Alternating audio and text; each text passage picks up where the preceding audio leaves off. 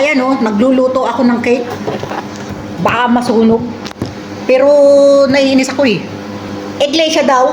Yung mga dumayo daw sa rally, yung mga dumalo daw, bayad. Ano daw? Bayad?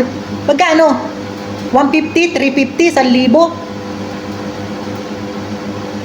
1,000? Oy, baka ibinulsa mo ang iba niyan.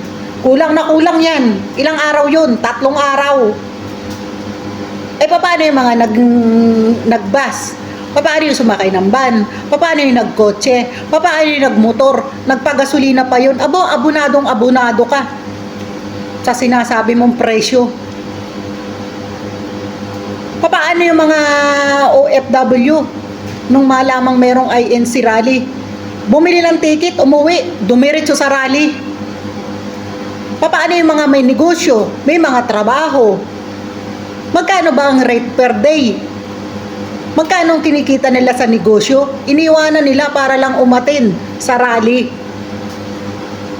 Tapos sasabihin mo bayad? Magkano lang ang binayad? Abaw!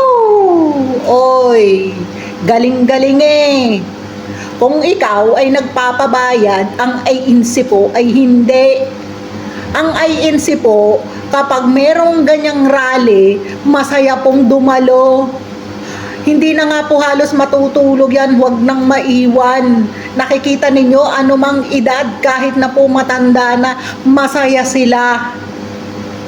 Nakita mo sila, kapag umalis yan, naglilinis pa. Kahit isang balot ng sitsirya, hindi nila iniiwan.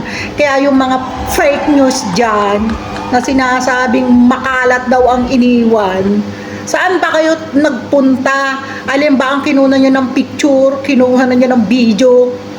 Sinungaling kayo. Pag umaatin kami dyan, may daladala kaming plastic. Bit-bit namin yan minsan pauwi. Nakita mo yung mga scan? May trapa ng scan na naghakot ng basura. Yung mga kapatid, nagwawalis, may dalang walis yan, may dalang plastic, may mga dalang gloves, pinupulot yung mga basura. Kayo, wala lang kayong masabi eh. Bakit ba ginagawa ng INC yan? Para lang ba yun sa kanila? Hindi. Para sa nakakarami.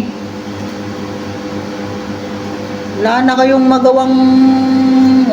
masabi eh. Kung nakikiisa na lang kasi kayo. Kasi, kapag gumanda ang bansa natin, sama-sama tayo. Hindi lang kayo, pati yung magiging saling lahi natin. Kung pumunta ka doon, malay mo, kung naging maayos ang gobyerno, di ba? Magiging kasama ka sa history. Magiging proud ka sa magiging saling lahi mo.